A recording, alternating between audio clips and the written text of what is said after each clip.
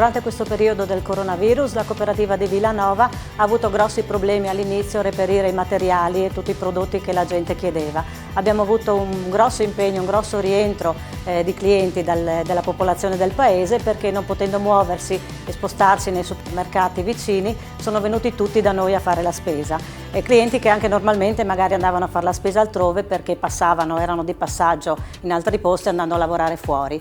Abbiamo cominciato a fare anche delle consegne a domicilio molto importanti e soprattutto agli anziani e alle persone che avevano qualche altra patologia. Ci siamo organizzati fra noi dipendenti, siamo in 5, per cui siamo riusciti a trovare sempre un po' di tempo anche per fare queste consegne. È stato difficile all'inizio avere appunto questi prodotti perché tutti li chiedevano, come le mascherine, i guanti, tutte queste cose qua, li chiedevano tutti quanti e quindi non siamo riusciti a trovarli sempre a disposizione. Però la cosa non è andata male, quindi siamo qua ancora e speriamo che i clienti che abbiamo soddisfatto durante questo periodo tornino a frequentarci anche un po' più avanti.